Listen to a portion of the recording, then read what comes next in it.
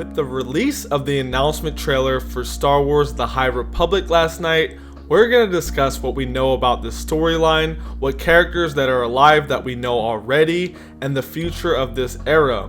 What is good, everyone? It's your boy Darth, and we're back with another video. If you're new to the channel, please click that subscribe button because I release a lot of Star Wars content consistently and it would just mean a lot to me. Now, without further ado, let's get into Star Wars The High Republic.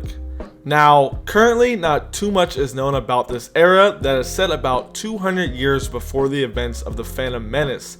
Even in Legends, this era is virtually a clean slate, and that's why I believe Lucasfilm and Disney most likely went with this era to explore next, because it will give them a lot of wiggle room and allow them to tell a story with very little influence from things that have already been established. And that was the hardest thing for Disney so far after they bought Star Wars. They tried to expand on George Lucas's story, and even though they bought the scripts from him for the sequel trilogy, they didn't go with it and they tried to do their own thing, and it ended up being a mess, and a lot of fans really did not like it. So now that they have this clean slate, I give them really high expectations for this new era because they're going with, a completely new story that they get to mold. So they have no excuse for it not to be really good, and I do have faith in them. Now, this era is told to be the peak of the Jedi, and these will be the Jedi of the Round Table, which was explained in the trailer, along with the fact that the galaxy is at peace and the Jedi are thriving. The Jedi will have a look that is inspired by the Wild West, and it's portrayed that there will be much diversity in the Jedi, from men to women to Twi'leks and even Wookiee Jedi. I think that's my favorite thing so far. A Wookiee Jedi is something I didn't know I needed, and now that I have it, it's everything I could ever want and more. Now, even though the Jedi are at their height, there will be villains in this era known as the Nihil, who are the outlaws and have been called the Space Vikings by Lucasfilm. They have a saying that goes, "We can't take it with you, but we can take it from you." Now, while we're on the topic of villains, even though it hasn't been confirmed, I'm interested to see what the Sith could be up to during this era. They should be mostly dormant since we know that the Jedi up until the Skywalker saga believed the Sith were extinct. If we get anything about them and what they're doing during this time, I would be very happy personally. Now, something we do know is Darth Plagueis' master, named Darth Tenebris, could have been alive during this time, and even if he wasn't, his master, who we don't have a name on, who was a Twi'lek Sith, could have definitely and should have definitely been alive, and I think this could be potentially shown in this era, along with some other known characters from the light, such as Yoda, Yaddle, and Maz Kanata, who should be alive as well, just to name a few. I believe that since it's a generally clean slate in terms of timeline and information during this era, we could potentially not see any returning characters at all, but we'll have to wait and see. Personally, seeing Yoda a few hundred years younger and much closer to his prime would be really awesome, so I hope we at least get something. Now, besides just the Jedi and these new villains known as the Nihil, we will get new scoundrels, smugglers, and bounty hunters that will share some of the spotlight and storytelling in this new era.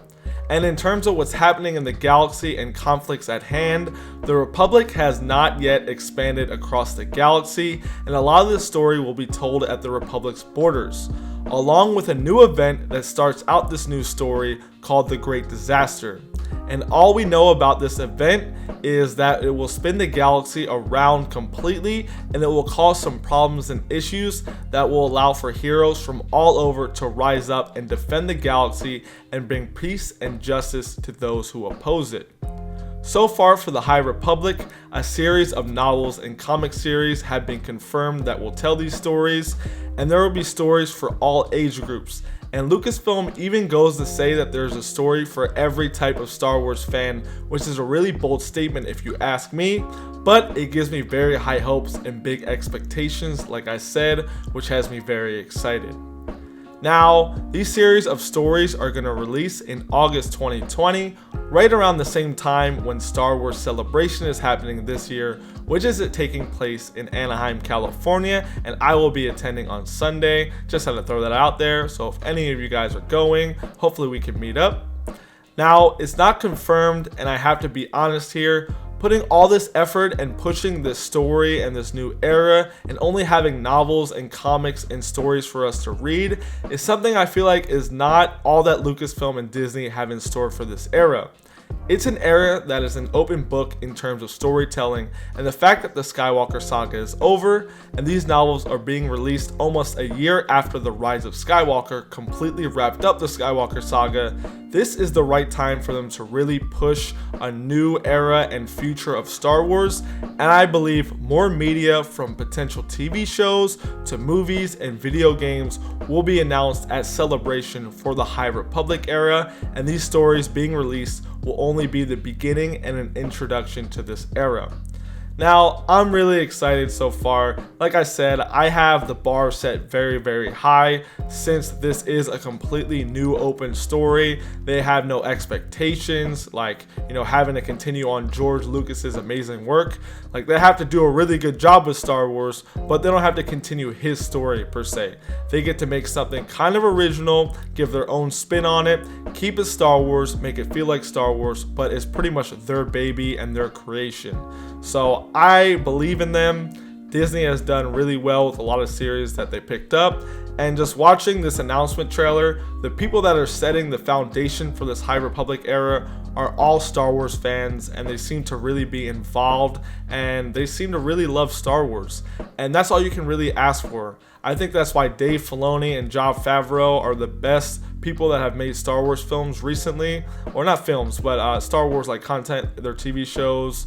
I think it's the best Star Wars content we've gotten since Disney, has acquired Star Wars, because those guys are real fans. They get it. They understand Star Wars. They understand what the fans want, and they really play by that rule while they make these shows and they continue to tell these stories. So as long as we have people like that are directing and setting the tone for this era, I have really high hopes, because man, there's so much potential here. And the sequel trilogy was kind of a letdown. Even though I liked it, I wish it was a little bit better overall. And this clean slate just has me really hyped for the future of Star Wars, and I'm really excited to see what we get in August and potentially more going down the line. So how do you guys feel about the High Republic era? Are you excited like I am? Let me know in the comments below. And as always, may the Force be with you, and I'll see you guys next time. Have a great one.